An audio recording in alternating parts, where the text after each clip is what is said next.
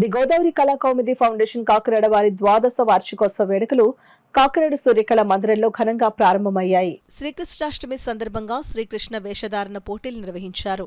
ఈ పోటీలను ప్రతి సుధారాణి జ్యోతి ప్రజ్వలన చేసి ప్రారంభించారు.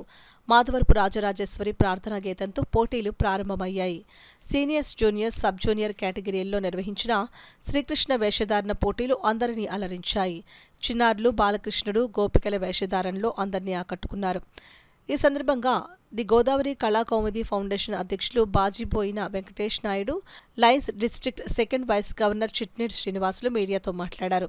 ఈ కార్యక్రమంలో తెలుగుదేశం పార్టీ రాష్ట్ర కార్యదర్శి వాసిరెడ్డి యేసుదాసు, ప్రముఖ ఆధ్యాత్మికవేత్త Brahmasri Kalanatha Bhatla Venkatramasastri, third eye managing director doctor Chitla Kiran, పారిశ్రామికవేత్త సలాది వీరవెంకట సత్యనారాయణమూర్తి, ది గోదావరి కళాకౌముది ఫౌండేషన్ గౌరవ సలహాదారులు బుర్రా పద్మనాభం, నాదెళ్ల ప్రభుదాస్, ఉపాధ్యక్షురాలు పెద్దపాటి ఉద్గళ సుబ్బారావు, కార్యదర్శి కార్నాసుల ఈశ్వరరావు, సహాయ కార్యదర్శి కాము ఈశ్వర కృష్ణారావు, కోశాధికారి కంఠం వెంకట రవికుమార్, నాట్యాచారులు Ramana, bar association vice president Bhadram తదితరులు పాల్గొన్నారు. ఎందుకంటే కృష్ణ తత్వాన్ని మనం పెంపొందించవలసిన ఆవశ్యకత ఎంతైనా ఉంది. కృష్ణుడి వేషధారణలో ఉన్నటువంటి పిల్లల్ని చూస్తే వచ్చేటువంటి మానసిక ఆనందం అంతా ఇంత కలకలేని ఆనందం. ఎందుకంటే మనం చిన్న పిల్లల్ని ఆ నెమలి పెంచులు పెట్టి, ఆ వేణుగానం పెట్టి మరి అలంకరిస్తే ఆ పిల్లల్లో కానీ, మనలో కానీ, ఇంట్లో కానీ అత్యంత అద్భుతమైన వైబ్రేషన్స్ కానీ, మానసిక ఆనందం కానీ కలుగుతూ ఉంటాయి. అటువంటి ఆనందాలను మనకు అందిస్తున్నటువంటి బాజిబోయిన వెంకటేష్ నాయుడు గారు నిర్విరామంగా 16 సంవత్సరాల నుంచి ఇదే కార్యక్రమాన్ని మరి వారు ధ్వజస్కంధాల మీద వేసుకుని నిర్వహిస్తూ ఉన్నారు కాకినాడలో. అలాగే గెలుపొందిన ప్రతి పిల్లలకి కూడా వారు మరి కానుకలు ఇవ్వడమే కానీ, సర్టిఫికెట్ ఇవ్వడమే కానీ వారి యొక్క కళా ఫౌండేషన్ ద్వారా మరి అందించడం జరుగుతుంది.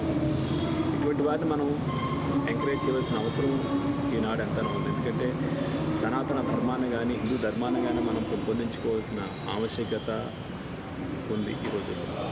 ఇటువంటి సందర్భంగా మరి ప్రతి ఒక్క చిన్నపిల్లల్ని కూడా మరి భగవద్గీత పఠనం కానీ, శ్రీకృష్ణ తత్వాన్ని కానీ మనం నేర్పించగలిగితే మన జీవితంలో ధన్యుడవుతాడు. అలాగే అత్యంత ఉన్నత స్థాయికి కూడా చేరుకోగలుగుతాడని చెప్పి నా ప్రగాఢ విశ్వాసం.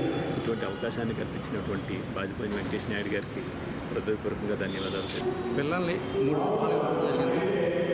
సబ్ జూనియర్స్, జూనియర్స్, సీనియర్స్ 1 నుండి 10 ఇయర్స్ వరకు పార్టిసిపేట్ చేస్తున్నారు. పార్టిసిపేట్ చేసిన ప్రతి ఒక్కరు కూడా సర్టిఫికేట్ అందజేయబడుతుంది. అలాగే ఫస్ట్, సెకండ్, థర్డ్ 3 విభాగాల్లో ముగ్గురికి ఇవ్వడం జరుగుతుంది. అలాగే కన్సల్టేషన్ ప్రైజెస్ కూడా ఇవ్వడం జరుగుతుంది.